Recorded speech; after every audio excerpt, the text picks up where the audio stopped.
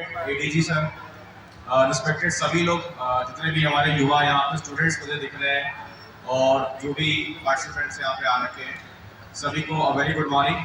और आज हमारे लिए बड़ा एक गर्व का विषय भी है और एक बहुत अच्छी अपॉर्चुनिटी है, अवसर है कि हमारे बीच में एक विशेष अतिथि आए हैं, श्री अमित दुबे जी, जो कि रिनाउंड है पूरे इंडिया में एज अ साइबर एक्सपर्ट। और इन्होंने जो काम किया है, रियल टाइम केसेस पे काम किया है, जिसमें ये कई सारी लॉ इन्फोर्समेंट एजेंसीज, जिसमें पुलिस हो गई, केंद्रीय एजेंसीज हो गई, उनको ये सहयोग करते हैं। इसके अलावा रेडियो पे आपने हिडन फाइल्स रेड एफएम पे इनका प्रोग्राम आता है, आपने सुना होगा। इसके अलावा कई ऐसे वेब सीरीज हैं जिसमें इनका बहुत ही महत्वपूर्ण योगदान है। सबसे पहले तो आदरणीय एडीजी सर, स्कूल सेक्रेटरी अंकुश भाई, thank you so much for having me here. और आप लोगों की आवाज मेरी आ रही है सब तक? तो मैं एक साइबर क्राइम इन्वेस्टिगेटर हूं और मैंने जो कुछ भी आज तक सीखा है वो क्रिमिनल से सीखा है, क्योंकि क्रिमिनल से इनोवेटर होता है, वो हर बार कुछ नया सिखा के चला जाता है। हमारे साथ डीएसपी अंकुश मिश्रा जी हैं और ये भी बहुत डीपली साइबर क्राइम इन्वेस्टिगेशन में इन्वॉल्व है, बहुत बहुत अच्छा काम कर रहे हैं। भारत में इनको एक एक्सपर्ट की तरह देखा जाता है पूरे पुलिस फोर्स में। तो मैं इसलिए ये बताना चाह रहा हूं क्योंकि हम जब भी कोई क्राइम सॉल्व करते हैं, ये पीपीटी थोड़ा चलाते रहिएगा, दिखती रहेगी। ये वो वेब सीरीज है जो अमेजॉन प्राइम पर है, जो आप देख सकते हैं। Next please. ये नीरज पांडे ने बनाई है, इस वेरी ब्यूटीफुल। इस पर 11 केस स्टडीज हैं, जो आप देखोगे तो आप सीखोगे कि कैसे क्राइम सॉल्व होता है, पकड़ते कैसे हम। ये लाइन आप देख रहे हैं, सब पकड़े जाएंगे। हर संडे सुबह 9 बजे एक शो आता है मेरा, साइबर क्राइम की दुनिया, डीडी नेशनल पर, और उसमें हम बताते हैं कि क्रिमिनल हम पकड़ते कैसे। तो एक वेब सीरीज थी जामताड़ा करके, नेटफ्लिक्स पर किसी ने देखी हो, उसकी टैगलाइन थी सबका नंबर आएगा, जो बड़ी नेगेटिव थी, मुझे पसंद नहीं आई। मैंने कहा क्यों आएगा सबका नंबर? तो पुलिस की फोर्स की तरफ से ये हमने शो बनाया कि हम सब पकड़ लेंगे और सब पकड़े जा सकते हैं, और हम पकड़ते कैसे ये पूरा इस शो में हम बताते हैं। Next please. 7 साल से एक रेडियो शो भी आता है जो सारे पॉडकास्ट चैनल पर अवेलेबल है, आप वो भी सुन सकते हैं, जितने भी स्पॉटिफाई, एप्पल पॉडकास्ट, गाना.com, विंक म्यूजिक, एलेक्सा, जहां पर भी आप सुनना चाहें सुन सकते हैं। तो मैं घटना से शुरू कर रहा हूं कि अभी कुछ महीनों पहले एक जर्नलिस्ट का मेरे पास फोन आया। उसने मेरे से कहा, साहब एक व्यक्ति के 75 लाख रुपए निकल गए बैंक अकाउंट से, और मिस कॉल से निकल गया। उसको कुछ मिस कॉल आया, निकल गई। उसने कहा क्या मिस कॉल से पैसे निकल सकते हैं? मैंने कहा निकल तो सकते हैं, लेकिन फिर खर्चा काफी हो जाएगा, 75 लाख से भी ज्यादा। तो आप सबको पता होगा कि एक मैलवेयर होता है जो मिस कॉल पे इंस्टॉल हो जाता है, पता है। सबसे पहले हम चेक करते हैं कि इसके फोन में कोई ऐसी एप्लीकेशन थी जो ओटीपी पढ़ के बाहर भेज रही थी, क्योंकि ओटीपी तो है मेरा फोन में, बैंक का ओटीपी भेजा है। तो हमारे फोन में हम चेक कर सकते हैं बड़ी आसानी से कि ऐसी कितनी एप्लीकेशन है जिनको हमने ओटीपी का एक्सेस दे रखा है। आप सेटिंग्स में जाए, परमिशन मैनेजर में जाए, वहां पर आपको camera, microphone, contract list, SMS वगैरह का ऑप्शन दिखेगा। आप एसएमएस पे क्लिक करेंगे तो आपको लिस्ट ऑफ एप्लीकेशन दिखेगी। कोई ऐसी एप्लीकेशन पिछले 5 दिन में इंस्टॉल अनइंस्टॉल हुई है क्या? तो एक एप्लीकेशन मिल गई, वो एक वीडियो एडिटिंग ऐप थी और उसको एसएमएस का एक्सेस था। हमने कहा यार यही एप्लीकेशन होगी, इसको एसएमएस दे रखा है, ये बाहर भेजती होगी, पर ये एप्लीकेशन इंस्टॉल किसने की? तो हमने उन भाई साहब के दोनों टाइम की लोकेशन देखी कि जब एप्लीकेशन इंस्टॉल हुई तब ये कहां थे, और जब अनइंस्टॉल हुई तब भाई साहब कहां थे। अभी थोड़ी देर बाद मैं आपको दिखाऊंगा कि मैं पिछले 15 साल जब से आप फोन यूज कर रहे हैं, आपके यहाँ लोकेशन दिखा सकता हूँ, हर सेकंड की आप कहाँ गए, किससे मिले, कितनी देर मिले, कब निकले, क्या किया, सब कुछ नहीं बिना फोन कर। जब आपने इंस्टाग्राम पे अकाउंट खोला, उसको बताया था कि आप कहाँ रहते हैं? नहीं बताया ना। वो कहता मुझे पता है। आपने कभी नहीं बताया, पर वो कहता मुझे सबका पता है, 500 करोड़ लोगों के घर का पता। जब आप घर बदलते हो तो इससे पहले के आधार पे अपडेट हो जाए, यहाँ अपडेट हो जाता है। अब पूरा घर का पता है, आप 14th फ्लोर पर रहते हैं तो 14th floor, 17th floor to 17th floor pin code के संग पता है उसको। ये लोकेशन नहीं, ये घर का पता है।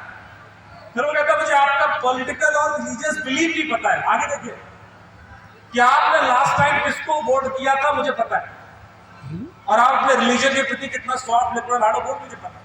आपने तो कभी नहीं बताया, आप तो कोई ऐसा वीडियो भी नहीं देखते, आप तो ऐसा वीडियो लाइक भी नहीं करते, तब भी वो कह रहा मुझे पता है, सबका पता है। सेक्सुअल ओरिएंटेशन, और इसका मतलब ये नहीं कि मेल हो या फीमेल हो, आप LGBTQ+ कम्युनिटी के प्रति आपका इंटेंट क्या है वो भी उसे पता है। आपके सारे ईमेल पढ़ता है। जब आपने इंस्टाग्राम इंस्टॉल किया आपको लगा कि वो आपकी ईमेल पढ़ेगा? वो देखो क्या मैं पढ़ा, सारे OTPs पढ़ता है, SMS। फिर मुझे सारे OTPs कॉपी कर लेता हूँ, सारे MMS and other in app messages के बारे में नहीं बता पा रहे हो तो सामने वाला क्रिमिनल है, इसकी संभावना भी सबसे ज्यादा है। आप भी फंसोगे और आपका भी निकलेगा पैसा। 4 बार सोच लेना उसकी कोई लिंक आती है और आप क्लिक करते हो। तो इस बच्चा जो डिस्कॉर्ड में था, एक लड़की से बात करता था डिस्कॉर्ड, उसको लगता था कि वो लड़की है, मुझे पता है वो क्रिमिनल ही था। उस लड़की ने उस लड़के से कहा कि लिंक अपने फादर के फोन में इंस्टॉल कर दो तो मैं 200 रोबक्स पॉइंट्स मिलेंगे। अब बताओ रोबक्स पॉइंट्स क्या होते हैं? थोड़े बच्चों को पता है, रोबक्स पॉइंट्स गेमिंग करेंसी होती है। जो बच्चे PUBG खेलते हैं, रोब्लॉक्स खेलते हैं, उनको पता होगा। तो रोब्लॉक्स एक गेम है जिसके ऊपर मार्क जुकरबर्ग पूरा मेटावर्स बना रहा है, वर्चुअल वर्ल्ड है, उसको बच्चे बहुत खेलते हैं। उसमें जो करेंसी यूज होती है वो है रोबक्स, उसमें आप अंदर चीजें खरीद सकते हैं। तो रोबक्स 200 रोबक्स पॉइंट्स के लिए उस बच्चे ने अपने फादर के फोन में वो एप्लीकेशन इंस्टॉल कर दी और फिर अनइंस्टॉल भी कर दी, क्योंकि उस लड़की ने कहा कि अनइंस्टॉल करो, दोबारा करोगे एक हफ्ते बाद तो फिर से मिलेंगे 200 रोबक्स पॉइंट्स। तो क्रिमिनल आपका फोन हैक करके आप तक नहीं पहुंचेगा, क्रिमिनल हमेशा आपको हैक करके आपके फोन तक पहुंचेगा। आप 50 तरीके से हैक हो सकते हो, 12 तरीके तो मैं बता दूंगा जिससे आपका OTP चुराया जा सकता है बिना आपका फोन टच किए, या आपके बच्चों के थ्रू आपके फोन में एंट्री ले ले, जो मैंने आपको भी केस बताया। जो आमतौर पर 5 ऐसे अटैक वेक्टर हैं जिसको हम बोलते हैं क्रिमिनल इस्तेमाल कर रहे हैं। याद रखना, पहला है, अभी दिलजीत दोसांझ का शो था दिल्ली में, कई लोगों के लाखों रुपए चले गए। कम से कम 150 के करीब ऐसी वेबसाइट रजिस्टर हुई जिसमें टिकट बिक रहा था दिलजीत दोसांझ के शो, और वो टिकट 5 लाख तक हो गया था और लोगों ने खरीद भी लिया, और उसके बाद वो टिकट भी मिला उन्हें और पैसे भी चले गए। आप कैसे पता करेंगे कि लिंक सेफ है? नहीं, ये लिंक इसी पर्पस के लिए है। आप यहां से उड़ीसा में होटल बुक करना चाहते हैं, आपने गूगल किया, पहली 2 लिंक आई, आपने कर दिया, आपको क्या पता कि वो लिंक सेफ है? मैरियट होटल का एक क्लोन वेबसाइट है, फ्लिपकार्ट की क्लोन वेबसाइट है, अमेजन की क्लोन वेबसाइट है, हर दिन खुलती रहती है। तो थोड़ा बहुत स्पेलिंग चेंज करेंगे, नई डोमेन बना के लूट लेंगे लोग। आपको कैसे पता किससे? क्योंकि आप ट्रस्ट कर लेते हो पहली 2-3 लिंक्स पर, या नंबर ढूंढा मिल गया, वहीं से कॉल किया, जुड़ गए। ये गलती सब करते हैं। तो एक आदत डाल लो वेरिफिकेशन। वेरिफिकेशन कैसे करना है मैं बताऊं। एक एप्लीकेशन है मोबी आर्मर करके, एक एप्लीकेशन है मोबी आर्मर, MOBIARMOUR। उस पर आप कोई भी लिंक स्कैन कर सकते हो, वो आपको बता देगा कि ये लिंक सेफ है, अनसेफ है, ये आपका डेटा चुराने आया था, पैसा चुराने आया था, या आपका कैमरा ऑन कर सकता है, या आपके ब्राउजर को हैक कर सकता है, ऑटोफिल वगैरह चुराएगा। मोबी आर्मर से आप लिंक भी स्कैन कर सकते हो, QR कोड भी स्कैन कर सकते हो। आजकल हम QR कोड बहुत इस्तेमाल करते हैं, चाहे विजिटिंग कार्ड हो, वाईफाई एक्सेस हो, मूवी का टिकट हो, बोर्डिंग पास हो, रेस्टोरेंट का मेनू कार्ड हो, एडवर्टीजमेंट हो, हर जगह QR कोड होता है। एक जर्नलिस्ट आया मेरे पास, कहता आप हजारों लोग एक साथ हैक कर सकते हो? मैंने कहा बिल्कुल कर सकता हूँ, चलो अभी दिखाता हूँ। तो एक ताज होटल में इवेंट था दिल्ली में, मैं उसको लेके गया, तो वहां पर 400-500 लोगों की गैदरिंग थी। मैंने उसको एक प्रिंट आउट दिया, उस पर QR कोड बनाया, उस पर लिखा फ्री वाईफाई, और उस पर इवेंट का जो ऑर्गेनाइजर था उसका लोगो भी लगा दिया। 5 कॉपी मैंने कहा 4 इधर लगा दो, साल का इधर एक इधर एक उधर एक उधर, ऐसे कर। जब मैंने बोलना शुरू किया और खत्म किया तब तक 16 लोग हैक हो चुके थे। वो फ्री वाईफाई लेने गए, क्यूआर कोड स्कैन किया, फोन मेरे हाथ में, पूरा डेटा। इतना आसान है लोगों को हैक करना। मैं वाईफाई भी देके हैक कर लूंगा और आप सोचोगे भी नहीं, कर यार सेफ है, सेफ कुछ भी इंस्टॉल कर लेते हो। तो ओटीपी चुराना तो इतना आसान। तो आपको कोई भी फ्री चीज ऑफर करके आपका दिमाग कंट्रोल किया जा सकता है। याद रखना, जिंदगी में कुछ भी फ्री नहीं होता। यदि हम कुछ भी फ्री ले रहे हैं तो हम अपने आप को बेच रहे हैं। और रिस्क इतना बड़ा है। यदि आप फेसबुक फ्री यूज कर रहे हो, इंस्टाग्राम फ्री यूज कर रहे हो, तो आप अपना सारा कुंडली दे दी उनको, सारा डेटा दे दिया, आपने देख लिया। बहुत सही बात। इस दुनिया में जो सबसे ज्यादा रिचेस्ट कंपनीज हैं, सबसे पैसा जिनके पास सबसे ज्यादा है, वो है जो आपको फ्री प्रोडक्ट देती है। जो आपसे पैसे लेकर सर्विस देती है, प्रोडक्ट देती है, वो गरीब है, वो इतना पैसा कमा ही नहीं सकते। व्हाट्सएप, फेसबुक, इंस्टाग्राम, गूगल, ये वो कंपनीज है जिनके पास इतना पैसा है कि कोई दूसरी कंपनी टच भी नहीं कर सकती। देशों से भी ज्यादा। सिर्फ एक एप्लीकेशन का एग्जांपल दूंगा और आप समझ जाओगे कितना पैसा है इनके पास। व्हाट्सएप, वीचैट जानते लोग, वीचैट बैन हुआ था, चाइनीज एप्लीकेशन। जब वीचैट इंडिया से बैन हुआ, उसकी वैल्यूएशन थी $500 बिलियन 2019 में। पाकिस्तान का जीडीपी कितना है? 250 बिलियन। उससे डबल चाइना की एक ऐप है जो फ्री है, जो पैसा नहीं ले रही। टिकटॉक का जो ओनर है वो दुनिया का 26वां रिचेस्ट आदमी है, 26वां रिचेस्ट। टिकटॉक क्या करता है भाई? वैक्सीन बनाता है, रॉकेट बनाता है, करता क्या है? टिकटॉक एक वीडियो शेयरिंग ऐप है जो फ्री है, पैसा भी नहीं लेता। तो उसका ओनर 26वां रिचेस्ट आदमी कैसे हो सकता है? गूगल कीजिए। ये है वैल्यू आपके डेटा की। और जब टिकटॉक इंडिया से बैन हुआ तो 30% मार्केट इंडिया से था उसका। सोचिए, यदि इंडिया से बैन नहीं होता तो टॉप 5 में होता वो आज।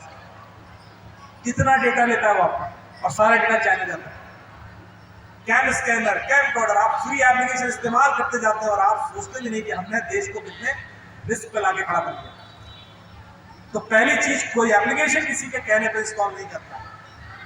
दूसरा, क्यूआर कोड हो या लिंक हो, वेरीफाई करके स्कैन करना है, क्लिक करना है। और चौथा जो मैं बता रहा हूं, ओटीपी। लोग कहते हैं कि साहब ओटीपी मत देना, ओटीपी कोई नहीं देता।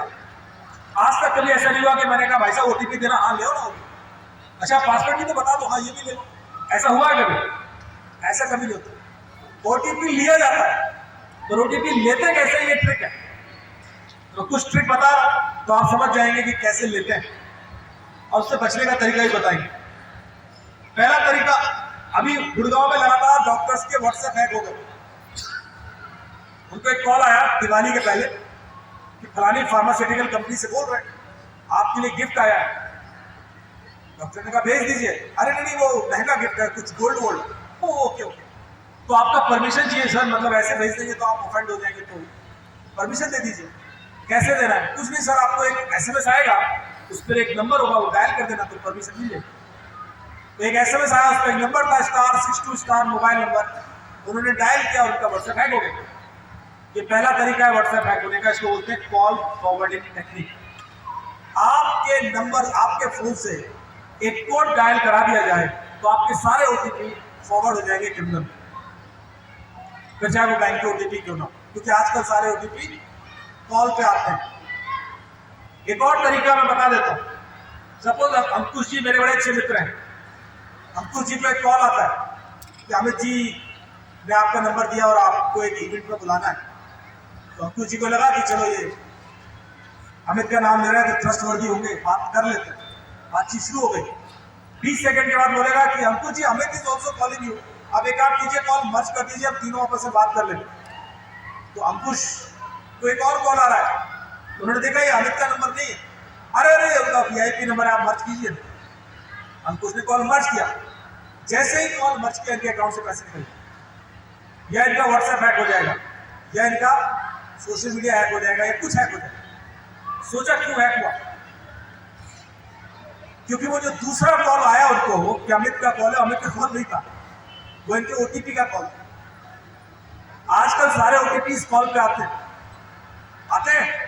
बैंक का ओटीपी कॉल पे आता है, व्हाट्सएप का ओटीपी कॉल पे आता है, फेसबुक का ओटीपी कॉल पे आता है, गूगल का ओटीपी कॉल पे आता है। सोचिए कि गूगल हैक हो गया आपका जीमेल, तो आपकी कुंडली चलेगी पूरी।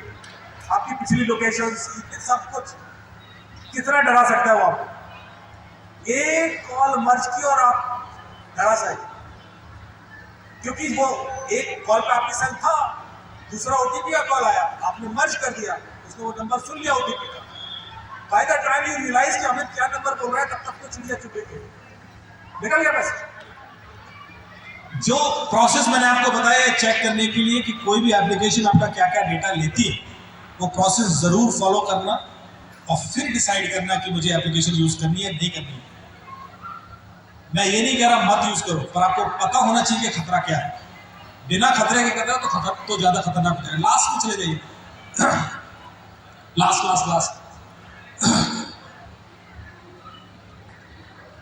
हाँ बस इससे पहले ये एक एप्लीकेशन है मोबी आर्मर करके। अब नेक्स्ट स्लाइड, ये armor.mobi वेबसाइट पे आपको मिल जाएगी। इसमें जो फीचर्स हैं वो काफ़ी हद तक आपको साइबर क्राइम से बचा सकते हैं। जैसे एक है QR कोड स्कैनर, पहला वाला। कोई भी QR कोड जैसे एडवर्टीजमेंट का है, पेमेंट का है, जहाँ आपको डाउट हो जाए कि यार ये गड़बड़ तो नहीं है, इससे एक बार स्कैन कर लेना, वो आपको सब बता देगा ग्रीन रेड करके कि सेफ है अनसेफ है, आपका फ़ोन हैक करने तो नहीं आया था। अभी शादी, आज की न्यूज़ है टाइम्स ऑफ इंडिया की, आज पढ़ना, शादी का क्रेडिट, शादी का कार्ड भेजा लोगों को, उसमें QR कोड था, फोन हैक कर लिया, फोन हैक कर लिया हो, शादी के कार्ड में QR कोड था, सोचिए आप। तो इसलिए बड़ा रिस्क रहता है। दूसरा इसमें है कोई भी URL स्कैनर है, कोई भी वेबसाइट आपको डाउट है, आपको एक RTO की चालान आ गया कि आपके गाड़ी का चालान है, उसमें लिंक है, इनको अभी लिंक आया मैडम को, अब आपको डाउट है यार ये लिंक ठीक है नहीं है, इसको आप अभी स्कैन करके देख लो, बता देगा ये सेफ है अनसेफ है और क्या करने वाला था। ये आपके पैसे चुराने आया था, डेटा चुराने आया था, कैमरा एक्सेस करने आया था, माइक्रोफोन एक्सेस करने आया था, करना क्या चाहता था। तीसरा वाईफाई सिक्योरिटी, कोई भी वाईफाई चाहे पब्लिक वाईफाई में कनेक्ट करते हो, यदि आप इससे स्कैन करोगे तो ये बता देगा ये वाईफाई सेफ है अनसेफ है। और यदि कोई उस वाईफाई को हैक करके बैठा हुआ है तो उसका IP एड्रेस भी दे देगा कि ये बगल में बैठा है, इसका IP पकड़ लो उसको, क्योंकि वाईफाई हैक करने वाला आसपास ही होगा, दूर नहीं हो सकता। फिर इसमें एक फीचर है ऐप स्कैनर, जितनी आपके फोन में एप्लीकेशन है तो सबको स्कैन करके आपको बताएगा कि ये एप्लीकेशन सेफ है अनसेफ है, क्योंकि प्ले स्टोर आपको बताता नहीं। लोन ऐप्स होती थी जिससे आप लोन लेते थे, उससे लाखों लोग लुट गए। क्यों? क्योंकि वो आपका कॉन्टैक्ट लिस्ट और पिक्चर एक्सेस करते थे। कई सारे गेम्स होते हैं जिससे लोग लुट जाते हैं, कई सारे स्क्रीन शेयरिंग ऐप है, team viewer, quick support, AnyDesk, जिसको आप इंस्टॉल करते हो, लेजिट है, बिलियंस ऑफ डाउनलोड है, क्रिमिनल उसको यूज करता है। तो मोबी आर्मर सिक्योरिटी के पर्सपेक्टिव से देखता है कि ये ऐप आपके फोन में होनी चाहिए नहीं होनी चाहिए, और वो इंस्टॉल नहीं करने देगा। वो team viewer, quick support, AnyDesk install नहीं करने देगा। तो ऐसा कोई गेम इंस्टॉल नहीं करने देगा जिसमें मल्टी चैट फैसिलिटी है और आपका बच्चा अननोन लोगों से बात करता है। क्यों करना चाहिए? 14 साल के बच्चे को एक अननोन आदमी का एक्सेस क्यों होना चाहिए? रिस्क है। तो वो गेम ही इंस्टॉल नहीं करने देगा। वो ऐसी कोई लोन ऐप इंस्टॉल नहीं करने देगा जो आपका कॉन्टैक्ट लिस्ट का पिक्चर लेती है या कोई भी एक्सेस लेती है। तो इस तरह की सिक्योरिटी चेकिंग करके आपको बता देगा कि भाई ये ऐप सेफ है या नहीं। और OTP सिक्योरिटी करके एक ऑप्शन है, वो सिंगल क्लिक पर वो सारे प्रोविजन ब्लॉक कर देगा, जिसकी वजह से आपका OTP बाहर जा सकता है। तो इसको यूज कर सकते हैं आप और काफी हद तक बचे रह सकते हैं। With this I will stop here. I will invite Ankush sir, क्योंकि हम कुछ सवाल जवाब करेंगे और मैं चाहता हूं आप लोग सवाल पूछें ताकि जब आप यहाँ से जाएं तो कुछ ज्ञान लेके जाएं और अपने आप को सेव कर सकें। Thank you so much. Vast experience हुआ और उन्होंने प्रैक्टिकल काफ़ी चीज़ें बताई और कुछ बच्चे जो है उन्हें पीछे अभी कुछ इंटरेस्ट आ रहा है। बट अभी कुछ क्वेश्चंस होंगे जो मैंने क्वेश्चंस फ्रेम किए हैं वो युवा को देख के ही फ्रेम किए हैं, क्योंकि आपका जो क्यूरोसिटी या रुचि होता है वो डोमेन्स में होता है। तो 3-4 सवाल हम डिस्कस करेंगे, उसके बाद we will open the house for audience कि आपके जो भी डाउट्स हैं आप प्लीज़ इनसे पूछ सकते हैं। तो जो पहला सवाल जो है कि आज के डेट में हम डेटा प्रोटेक्शन की बात करते हैं कि हम स्पेशली जो युवा पीढ़ी है वो इंस्टाग्राम ज़्यादा चला रही है, साथ में हम फेसबुक चला रहे हैं, तो कहीं ना कहीं हमारा जो डेटा प्रोटेक्शन है वो बहुत ज़्यादा मतलब कि स्ट्रांग होना चाहिए और हमारा डेटा बहुत ज़्यादा एक्सपोज है। तो इसमें आप क्या टिप्स या क्या बताना चाहेंगे कि जो भी हम अपना डेटा शेयर करते हैं, whether we share our banking data whether we are sharing our social media data या any form of data, उसको कैसे हम अपने आप को सुरक्षित करें? देखिए, सबसे पहले thank you so much for asking this. सबसे पहले तो हमें अपने डेटा की वैल्यू पता होना चाहिए। अभी थोड़ी देर में जो हमने डिस्कशन किया है, समझ में आ गया कि डेटा की जो वैल्यू है वो असीमित है, क्योंकि आदमी आपका ब्रेन कंट्रोल कर सकता है उस डेटा की वजह से। आपने एक फेसबुक पर पिक्चर डाली जिसमें आपकी गाड़ी का नंबर दिख रहा है, वो भी मेरे लिए बहुत है, तो उससे आपका पैसा निकाल सकता हूँ। एक कहानी बना के यहाँ से बोल रहा हूँ ये गाड़ी नंबर है आपका, क्योंकि आपकी गाड़ी नंबर से मैं वैसे बहुत सारा रिकॉर्ड निकाल लेता हूँ। आपने घर की एक पिक्चर डाली, आपके घर के अंदर कौन सा टेलीविजन है वो मुझे दिख गया, या आपके घर के पीछे की सीनरी टंगी है वो मुझे दिख गई, या आपके बच्चे की फोटो मुझे दिख गई, कुछ भी मुझे दिख गया ऐसा जिसको हम बोलते हैं PI डेटा, तो मैं एक कहानी बना के आपको लूट सकता हूँ, डरा सकता हूँ, कंफ्यूज कर सकता हूँ। आप लगे यार इसको कैसे पता कि मेरे घर में सैमसंग का टीवी है या जो भी, इसको कैसे पता कि मेरे घर में ये वाली सीनरी टंगी है। ये इंफॉर्मेशन जो हमारे लिए बड़ी कैजुअल होती है, क्रिमिनल उसको नोटिस करके अपने प्लान तैयार करता है। अभी जो डिजिटल अरेस्ट के केसेस हो रहे हैं, सुने होंगे आपने डिजिटल अरेस्ट। आपको क्या लगता है कि जब केस हो जाता है और उसके बाद जब न्यूज में आता है और उसके बाद वो व्यक्ति सोचता होगा कि यार मैंने कैसे भरोसा कर दिया, मतलब मैं कैसे बेवकूफ बन सकता हूँ, कोई आपको फर्जी पुलिस बनकर डरा दे और इस हद तक डरा दे कि आप अपना फोन का कैमरा ऑफ नहीं कर रहे हो, 6-6 दिन तक उससे वीडियो कॉल पे लगे हुए हो और अपने सारे पैसे खुद ही उसको दे रहे हो और ये भी नहीं देख रहे कि अकाउंट कौन से अकाउंट में पैसा जा रहा है। दिमाग चलना बंद हो गया। तो क्यों होता है? क्योंकि जो उसने स्टार्टिंग से कहानी गढ़ी होती है वो बड़ी खतरनाक होती है। मैं आपको थोड़ा सा स्टार्टिंग बताऊंगा सर, 1 मिनट मेरा समझ आएगा क्यों ऐसा हो जाता है। कॉल आता है, पहले एक IVR का कॉल जो प्री रिकॉर्डेड कॉल होता है। यदि आपको मशीन वाला प्री रिकॉर्डेड कॉल आए कि आपका कोई कुरियर था, वो कुरियर फंस गया है और उसके लिए आप कस्टमर केयर एग्जीक्यूटिव से बात कीजिए, 9 प्रेस कीजिए। आपको लगा हाँ कोई कुरियर होगा, कोई फंस गया होगा, आपने 9 दबा दिया। दबाया किसने? आपने। किसी ने आपको फोन करके जबरदस्ती नहीं करवाया था, आपने खुद दबाया। अब आप जैसे ही कस्टमर केयर एग्जीक्यूटिव से कनेक्ट होते हो तो वो पूछता हाँ भाई क्या प्रॉब्लम है। उसने पूछा क्या प्रॉब्लम है, आपने क्या बोला? अरे वो हमारा कोई कुरियर कुछ फंस गया है कुछ। अच्छा हाँ, क्या नाम है आपका बताइए। क्वेरी कौन कर रहा है? आप। वो नहीं कर रहा, बिकॉज सर दिमाग में ऐसे भर दिया कि वो आपका कुरियर है, तो अब आप खुद मान लिए। फिर आपने कहा साहब वो शायद उसमें हाँ उसमें उसके खिलाफ तो FIR है, उसमें तो ड्रग मिली है, उसमें तो करेंसी मिली है, उसमें तो पासपोर्ट मिला है, उसमें तो NCB पीछे पड़ी हुई है, आपके खिलाफ तो वारंट निकला हुआ। नहीं वो हमारा कुरियर नहीं सर, आप अब डिनाई नहीं, तो आपको तो सर पुलिस पकड़ने आएगी अभी। अब आप सॉरी मोड में आ जाते हो, तो वो बंदा बोलता है नहीं मैं आपकी हेल्प करता हूँ, आप टेंशन मत लीजिए, मैं आपको अभी मुंबई क्राइम ब्रांच से कनेक्ट कर देता हूँ। Now this guy is helping you, तो आप ट्रस्ट और बढ़ जाता है। आप उनको सिर्फ ये बता देना कि कुरियर आपका नहीं है, बात खत्म हो जाएगी। ठीक है भाई, कर दो कनेक्ट किए, तो आप इस पर भी डाउट नहीं किए।